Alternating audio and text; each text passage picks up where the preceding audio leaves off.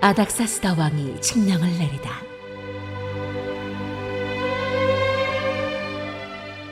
에스라는 제사장이면서 학자이며 이스라엘이 받은 주님의 계명과 율례를 많이 배운 사람이었다.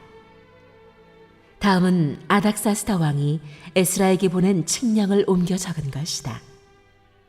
왕 중의 왕 아닥사스다는 하늘의 하나님의 율법에 통달한 학자 에스라 제사장에게 칙령을 내린다. 나의 지시는 다음과 같다. 내가 다스리는 나라에 사는 이스라엘 사람 가운데서 그대와 함께 예루살렘으로 가고자 하는 사람은 제사장이든지 레위 사람이든지 누구든지 가도 좋다. 나와 나의 7 보좌관이 그대를 보내는 것이니 그대가 잘 아는 하나님의 율법에 따라서 유다와 예루살렘이 어떠한지를 살펴보아라. 그뿐 아니라 그대는 나와 나의 보좌관들이 예루살렘에 계시는 이스라엘의 하나님께 기쁜 마음으로 드리는 은과 금을 가지고 가거라. 또한 바빌로니아의 모든 지방에서 그대가 얻을 은과 금도 가지고 가고 백성과 제사장들이 예루살렘에 있는 하나님의 성전에 바치는 자원 예물도 가지고 가거라. 그 돈으로는 반드시 수송아지와 순양과 어린 양을 사고 거기에 곁들여 곡식 제물과 부어드리는 제물도 사서 그것들을 예루살렘에 있는 그대가 섬기는 하나님의 성전의 제단 위에 함께 제물로 드려라. 그 나머지 은과 금은 그대가 섬기는 하나님의 뜻에 따라서 그대와 그대의 동료 유다 사람들이 가장 좋다고 생각하는 일에 쓰도록 하고 그대에게 맡긴 모든 그릇은 예루살렘의 하나님께 바치되 그대가 섬기는 하나님의 성전에서 예배를 드릴 때 쓰도록 하여라. 그 밖에 그대가 섬기는 하나님의 성전에서 써야 할 것이 더 있으면 국고에서 공급받도록 하여라. 이제 나 아닥사스다 왕은 유프라테스 강 서쪽 지방의 모든 국고 출납관들에게 명령한다. 하늘의 하나님의 율법에 통달한 학자 에스라 제사장이 너희에게 요청하는 것은 무엇이든지 어김없이 그에게 주도록 하여라. 은은 100달란트까지, 밀은 100고르까지, 포도주는 100밭까지, 기름은 100밭까지 주고 소금은 제한 없이 주도록 하여라.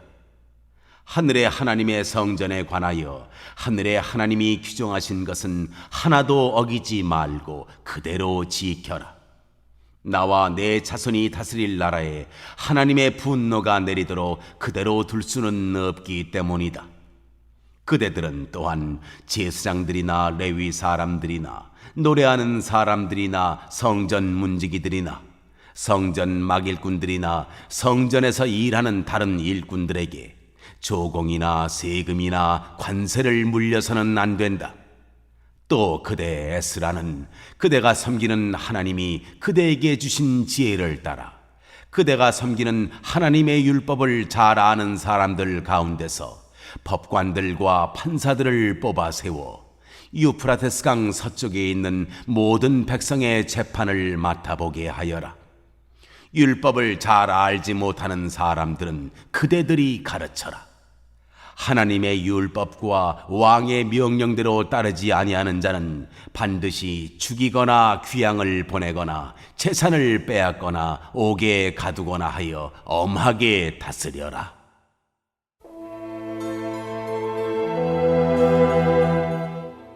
에스라가 하나님을 찬양하다. 주 우리 조상의 하나님을 찬양하여라. 하나님은 왕에게 예루살렘에 있는 주님의 성전을 영화롭게 하려는 마음을 주셨다. 나에게 자비를 베푸셔서 내가 왕과 보좌관들과 권세 있는 고관들에게 총애를 받게 하여 주셨다. 주 나의 하나님이 이처럼 나를 돌보아 주심으로 나는 힘을 얻어서 이스라엘 백성 가운데서 지도자들을 불러 모아 함께 예루살렘으로 올라올 수 있었다.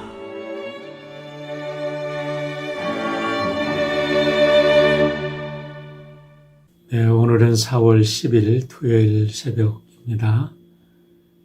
이 새벽 기도에 참여하신 사랑하는 성도 여러분, 주의 이름으로 환영하고 축복합니다. 기도하고 시작하겠습니다. 자비로우신 아버지 하나님 감사합니다. 지난 주간에 감격스럽게 부활절을 지내게 하시고 이제 코로나 백신이 많은 분들에게 주사되어 얼마 안 있으면 우리의 삶이 일상으로 돌아간다는 기쁜 소식을 듣고 있습니다. 이 복된 부활절에 이렇게 새로운 희망의 소식을 전해주신 아버지 하나님의 은혜에 감사를 드립니다. 우리가 지난 한 해 어려움 속에서 그렇게 간절히 기도했던 기도들 잊지 아니하고 이제 새로운 세대가 열릴 때 더욱더 하나님 사랑하며 하나님의 말씀에 순종하여 새로운 시대에 우리 사랑하는 성도들이 어디에 있든지 이 시대에 주인공의 역할을 할 수 있도록 축복하시고 하나님 나라 건설에 위대한 역군들이 되도록 축복하여 주시옵소서. 감사드리며 예수님의 이름으로 기도하옵나이다. 아멘. 네, 오늘은 오랜만에 새벽 기도에 우리 사랑하는 성도 여러분을 뵙게 되었습니다. 지난 사순절 동안에 연합 새벽 기도를 통해서 우리 연합감리교회에 계신 많은 목사님들이 매일 말씀을 전해 주셨기 때문에 그동안에 인사만 드리고 말씀을 전하지는 못했어요. 하지만 다양한 목사님들이 다양한 관점에서 말씀을 전해 주셔서 우리가 더 큰 풍성한 은혜를 얻은 줄 믿습니다. 이제 사순절을 마치고 다시 우리 교회 목사님들이 말씀을 전하게 되는데 전에는 우리 부목사님 두 분이 이틀씩 그리고 제가 금, 토, 일 말씀을 전했는데 수요 예배가 시작이 되어서 이제 부목사님들께서 돌아가시면서 이틀 3일 전하시고 저는 매주 토요일만 새벽 말씀을 전하기로 했으니까 여러분들 양해해 주시길 바랍니다. 오늘은 에스라 7장을 묵상하게 되는데 자세히 말씀을 드리면 너무나 드릴 말씀이 많습니다. 그래서 될 수 있는 대로 간략하게 요약을 해드리려고 합니다. 우선 알아야 될 것은 6장과 7장 사이에는 58년의 시간차가 있다는 사실입니다. 6장은 수룹바벨을 중심으로 1차 포로에서 귀환한 사람들이 20년 만에 성전을 완성한 이야기입니다. 그때가 BC 516년입니다. 그러니까 BC 586년에 성전이 불타고 이스라엘이 완전히 망한 다음에 꼭 70년이 지나서 예레미야가 예언한 것처럼 꼭 70년이 지나서 예루살렘 성전이 다시 완공이 됩니다. 그래서 바벨론 포로에서 실제적으로 1차 포로에서 돌아온 것은 586년에 이제 망한 다음에 1차 포로에서 돌아온 것은 50년이 채 안 되는데 왜 포로 생활을 70년으로 잡냐 하면은 이렇게 예루살렘이 성전이 망했다가 다시 복원된 것을 가지고 계산을 한 거로 보면 되는 겁니다. 그 후에 58년이 지났으니까 BC 458년 이제 에스라를 중심으로 해서 장정들 한 1800명 또 그 외에 여인들과 어린아이 합쳐도 한 9,000명 가까이 된다고 이렇게 우리가 추측을 하는데요. 이렇게 두 번째 포로들이 돌아오는 그런 내용이 오늘 내용입니다. 여기서 잠깐 우리가 살펴볼 것은 여러분 한번 제가 구약의 인물들을 쭉 이야기할 테니까 이 공통점을 한번 찾아보세요. 모세, 여호수아, 에스겔, 다니엘, 에스더, 에스라, 느헤미야, 학개, 스가랴. 어떤 공통점이 있나요?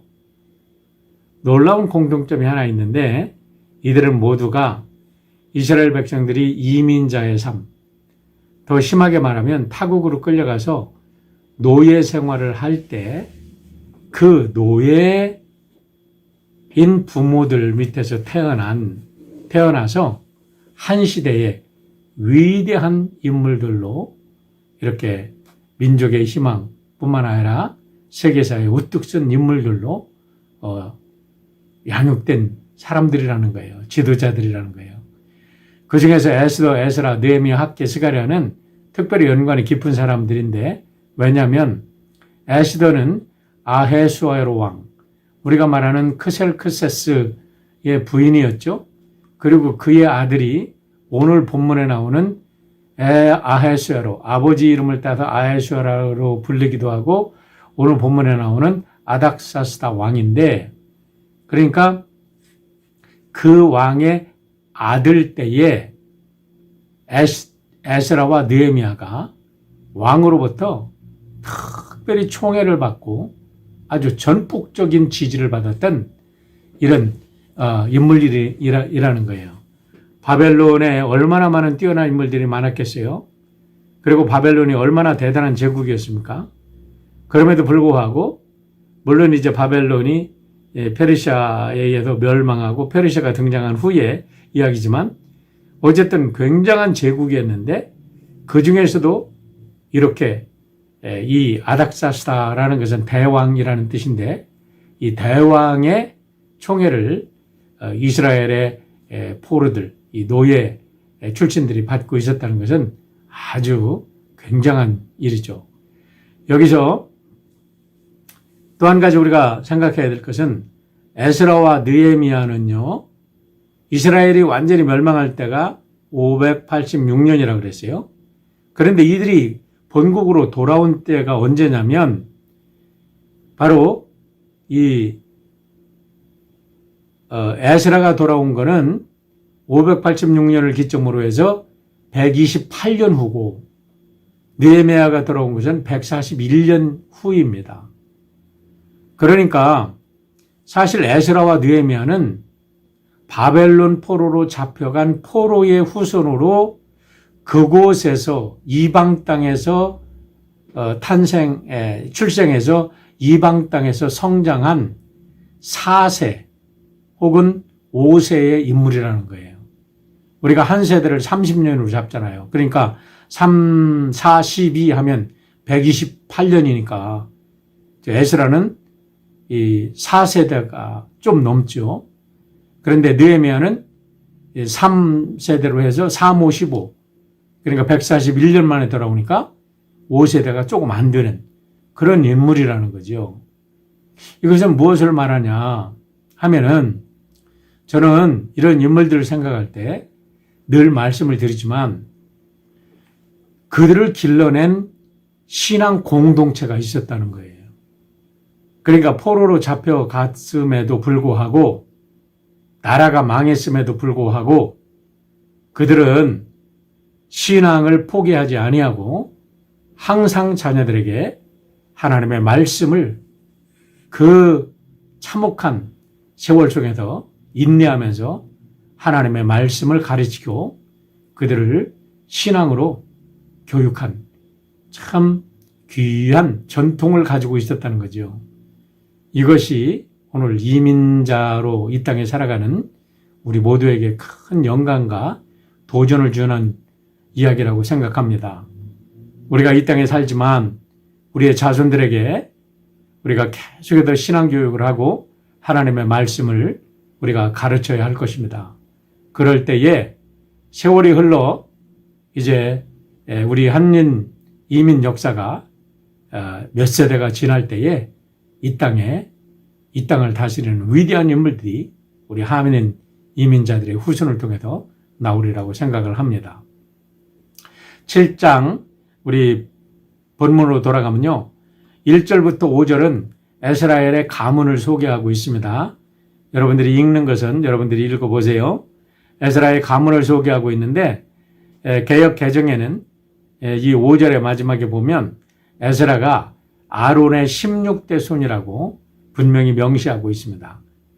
이것을 볼 때 얼마나 감동적인 또 하나의 도전을 받는지 모릅니다.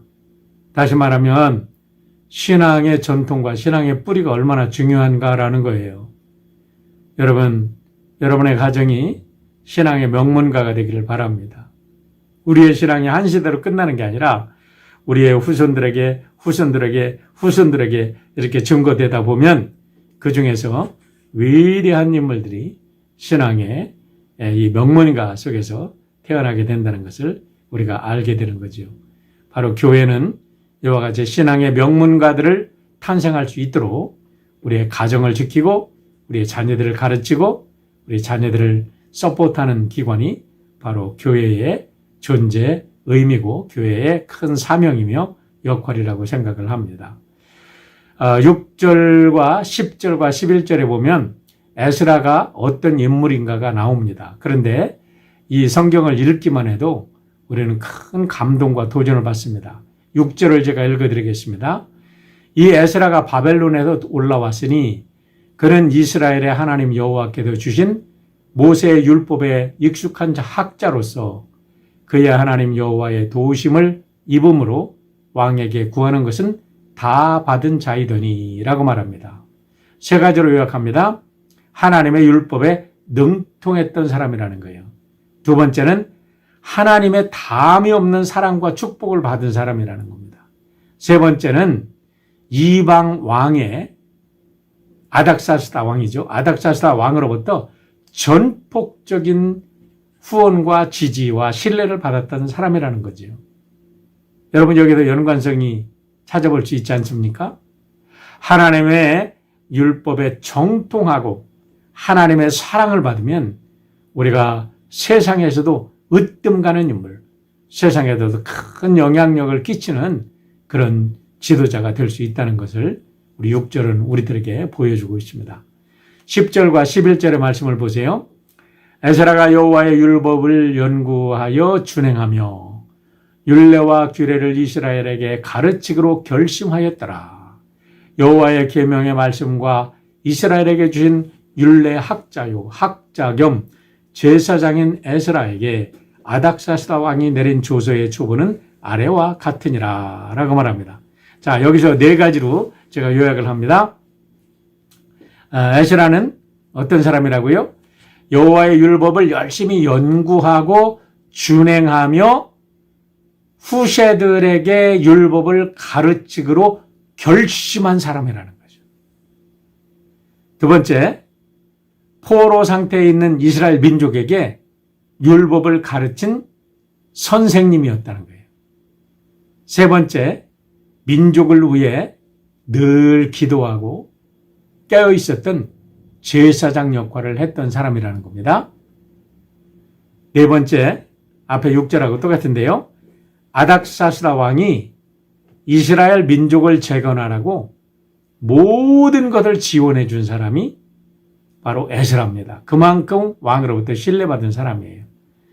그러고 나서 7절부터 9절에는 아닥사스다 왕 재위 7년째 되는 해에 이제 고국으로 돌아가라고 허락을 받고 1800명의 사람들을 데리고 직선거리 900km 또 이렇게 직선거리로 안 하고 실제적인 거리로 하면 한 1500km가 된다 그래요. 그 먼 거리를 4개월에 걸쳐서 이제 어린아이와 여인을 포함해서 9천여 명을 데리고 바벨론에서 예루살렘까지 돌아온 이야기가 나옵니다. 그 다음에 우리가 11절에 아닥사스다 왕이 조서를 내렸다고 하는데 그 조서의 내용이 12절부터 26절에 나와 있는데요. 조서의 내용을 읽어보면 너무너무 감동적인 내용입니다. 제가 이것을 12가지로 요약을 했습니다. 여러분들이 일일이 몇 구절이라고 몇 절이라고 말씀은 안 드리는데 시간 관계상 제가 짧게 12가지를 요약을 해서 말씀드리겠습니다. 자, 누구든지 원하는 사람은 다 데리고 가라는 거예요. 너를 따라가는 사람은 다 따라가라. 이렇게 왕이 조서를 내립니다. 그 다음에 왕과 왕의 보좌관의 이름으로 이 사람들이 돌아가게 했고 또 많은 재물도 함께 서포트를 해줍니다. 그 다음에 세 번째는 이 왕과 보좌관들이 재물을 서포트했을 뿐만 아니라 바벨론의 백성들이 자원해서 바치는 재물도 다 가지고 가라는 거예요. 우리 출애굽기에서도 그런 일이 있었죠. 자, 네 번째는 그 돈으로 예루살렘 성전에 가서 하나님께 예배를 드려라 라는 겁니다. 예배를 드리는데 하여간 중점적으로 사용하라는 겁니다. 그 다음에 다섯 번째는 나머지 돈은 필요한 것이 있으면 마음대로 사용해라는 거예요. 먼저 예배를 드리고 나머지는 필요한 대로 마음대로 써라. 그리고 여섯 번째는 이제 이스라엘이 망할 때 많은 물건들을 성전에 가지고 왔는데 그걸 그대로 내주면서 성전 기구, 탈취해왔던 성전 기구를 가지고 가라. 이렇게 허락을 한 거예요. 일곱 번째는 혹시 돌아가서 성전에 예배를 드리고 이렇게 하는 일에 모자람이 있다면 바벨론 국고에서 지원하도록 해라. 오, 얼마나 굉장한 후원입니까? 이렇게 이제 조서에 명을 내리는 거예요. 여덟 번째, 모든 바벨론, 이 페르시아죠. 페르시아 지방 장관들은 에스라가 원하는 모든 것을 지원해라. 전폭적으로 지원해라. 에스라가 원하면 다 지원해 주라는 겁니다. 아홉 번째, 하나님께 예배를 드릴 때는 율법에 규정된 그대로 예배를 드리라는 거예요. 열 번째, 예배를 위해 일하는 사람들에게는 모든 세금을 감면해줘라. 세금을 면제해줘라. 라는 얘기입니다. 11번째, 율법을 잘 아는 자들을 택해서 유프라테스 강 서쪽 지방의 행정을 책임지게 해라. 그러니까 내가 가는 곳, 그리고 이쪽, 지금으로 말하면은, 어디죠? 그, 터키 지방이라든가, 시리아, 이런 지방, 그리고 이스라엘 지방, 이런 지방을 다스리러 행정 책임자들을 세우는데 그 행정 책임자들을 율법을 아는 자들로 하여금 행정 책임자가 되게 하라는 거예요. 그 다음에 행정 책임자가 모자라면 율법을 가르쳐서 세워라 라는 거예요. 그러니까 에스라가 하나님의 율법을 가지고 얼마나 아닥사스다 왕에게 좋은 영향력을 끼쳤으면 이렇게 아닥사스다가 감동이 돼서 하나님의 율법을 가리키면 이 나라가 강성해질 것이다 라는 확신을 가지고 이렇게까지 조서를 내리겠어요. 굉장한 거죠. 이게 바로 오늘 우리 믿는 사람들, 성경을 안다는 사람들의 이런 하나의 건극적인 책임이 아닌가, 사명이 아닌가 생각을 합니다. 마지막으로 율법과 왕의 명령을 따르지 않는 자는 엄히 다스려라 라고 조서를 내립니다. 이게 오늘의 내용인데요. 그러고서 이제 마지막에 이렇게 조서를 내린 아닥사스다 왕을 축복하시고 감동을 주신 하나님을 찬양하는 내용이 오늘의 내용입니다. 근데 제가 여기서 이 말씀을 묵상하면서 한 가지 추측을 해봅니다. 어떻게 아닥사스다 왕이 이렇게 이스라엘의 포로들 출신인 에스라와 나중에 느헤미야도 갈 때에도 전폭적인 지원을 해주는데요. 성벽을 재건하라고. 어떻게 이들에게 이렇게 호의를 베풀었을까? 한번 추측을 해보라는 거예요. 왜 그랬을까? 이들이 워낙 뛰어난 인물이라는 것도 있겠지만은 아닥사스다 왕의 아버지가 크셀크세스입니다. 다시 말하면 아하수에로 왕입니다. 근데 이 아닥사스다 왕이 아버지의 이름을 받아서 아헤수에라고 불리기도 하고 위대한 왕이라는 뜻으로 아닥사스다 왕이라고 불리기도 했는데 그렇다면 그의 어머니는 누굴까요? 에스더라는 거죠. 혹시 다른 왕들이야 부인을 여러 명 뒀으니까 다른 부인에 의해서 난 아들이라 할지라도 분명히 이 아닥사스다 왕이 에스더에게 좋은 영향을 받은 사람임에 분명하다는 거예요. 그런데 저는 오히려 에스더가 그의 어머니가 아니었는가 생각을 합니다. 그러니까 자기 어머니의 나라이기 때문에 아득사스다가 이렇게 전적으로 이 에스라와 느헤미야를 지원하고 가서 성전을 회복하고 그 다음에 이 성벽을 재건하라고 지원해 줬던 게 아닌가 이런 생각을 해보게 되는 겁니다. 물론 이거는 역사적인 근거는 없습니다.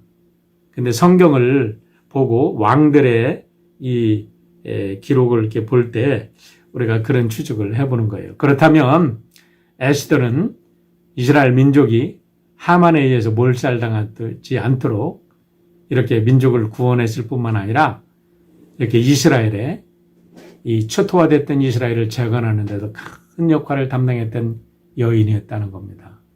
제가 오늘 강조하고 싶은 얘기는 이렇게 에스더도 포로였었고 노예였었고 에스라도 느헤미야도 마찬가지지만 그들은 노예 생활에도 노예로서 그친 것이 아니라 하나님의 율법을 사랑하고 하나님의 백성으로서 이렇게 위대한 역사를 쓴 인물들이었다는 겁니다. 이런 것들을 우리가 마음에 깊이 새기고 오늘 우리의 교회의 사명을 다하고 우리의 자녀들을 통해서 이런 일들이 일어나도록 우리가 전폭적으로 지원하고 후원해 주기를 부탁을 드립니다. 기도하겠습니다. 아버지 하나님 감사합니다. 오늘도 귀한 말씀을 통해서 우리가 영적으로 도전을 받고 우리가 이 땅에 왜 살아야 하는지, 우리가 왜 미국 땅에 왔는지, 우리가 어떠하여 이렇게 부유한 나라에 오늘 우리가 평강을 누리며 하나님께 예배드릴 수 있게 되었는지 우리가 분명히 깨닫고 에스라, 느헤미야를 길러냈던 신앙의 공동체처럼 우리 교회를 통하여 하나님의 위대한 백성들을 길러내게 하시고 우리 민족의 위대한 인물들을 길러낼 수 있도록 축복하여 주시옵소서. 감사하며 예수님의 이름으로 기도하옵나이다. 아멘. 내일은 주일입니다. 우리 부활절 마치고 첫 주일을 맞이하는데 또 부활의 기쁨을 가지고 우리 함께 모여서 우리 정말 하나님께 영광의 예배를 드릴 수 있기를 바랍니다. 오늘 하루 승리하시길 바랍니다. 감사합니다.